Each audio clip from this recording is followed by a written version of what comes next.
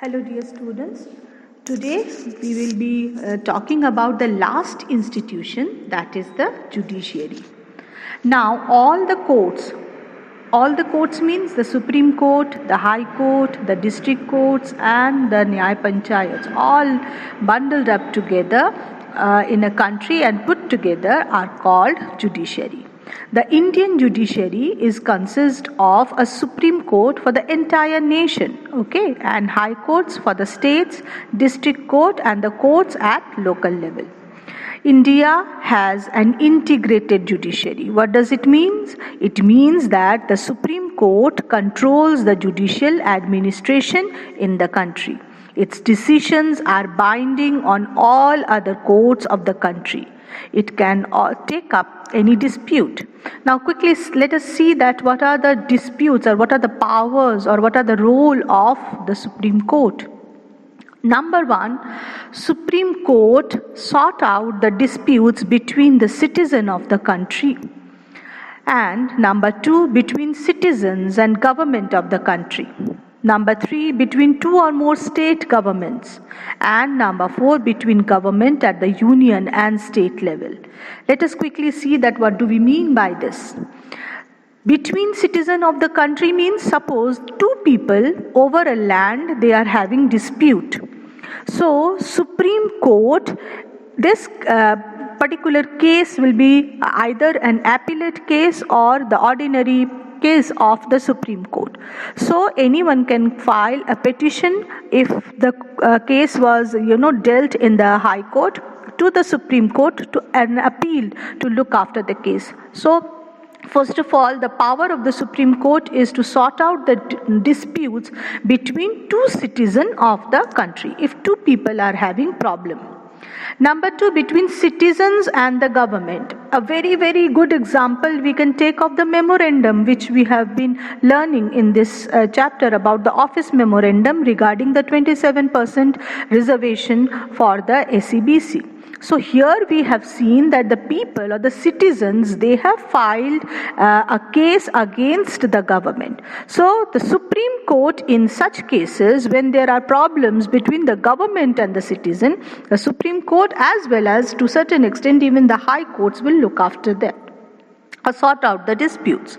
Now the third point is between two or more state governments. Suppose West Bengal and Odisha, they are having problem.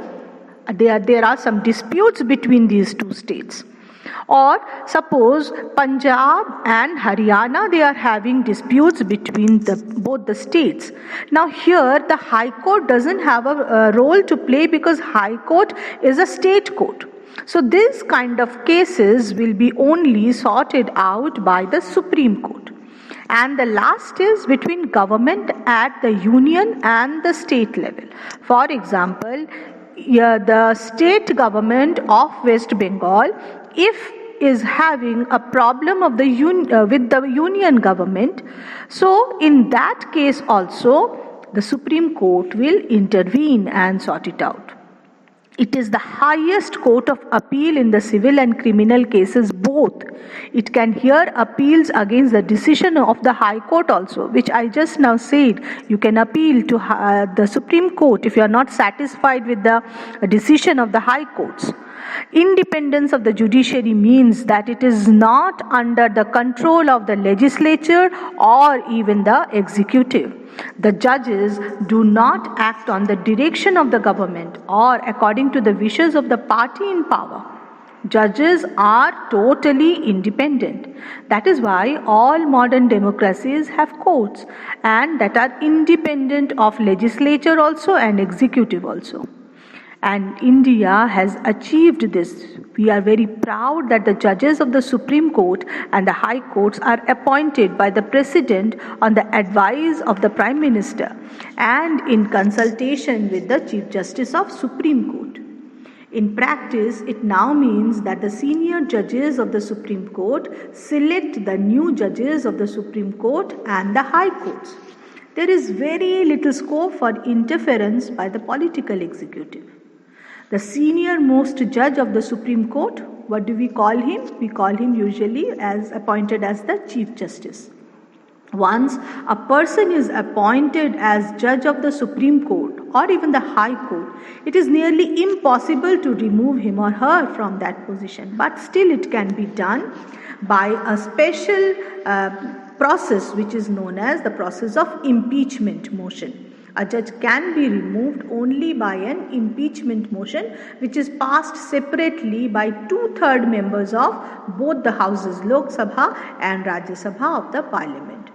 And very proudly, I also want to tell you that till date, in India, it has never happened in the history of Indian democracy. Now, if you say that what are the most powerful, why this Indian judiciary is one of the most powerful in the world, what are they?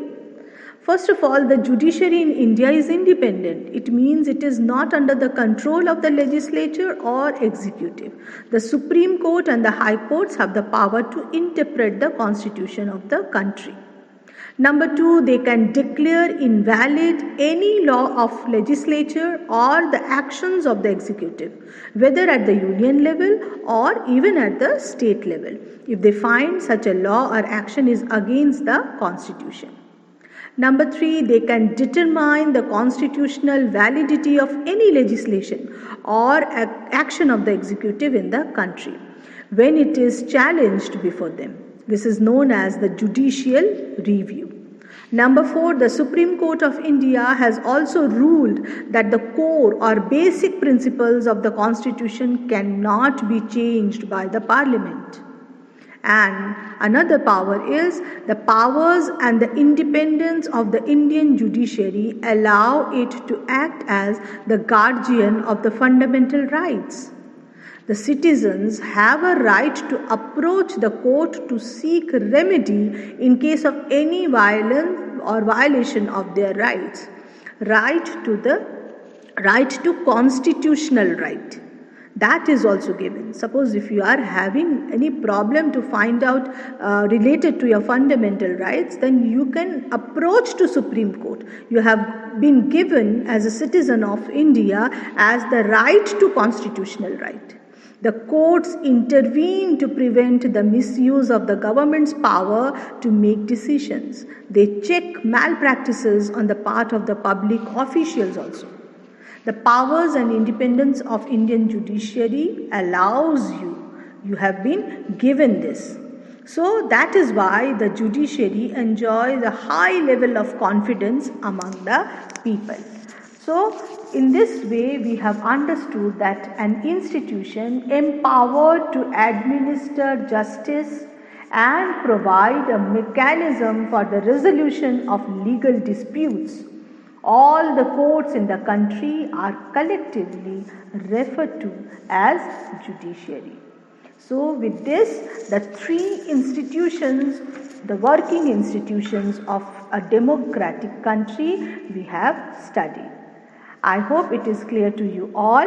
Thank you so much, children, and God bless you all.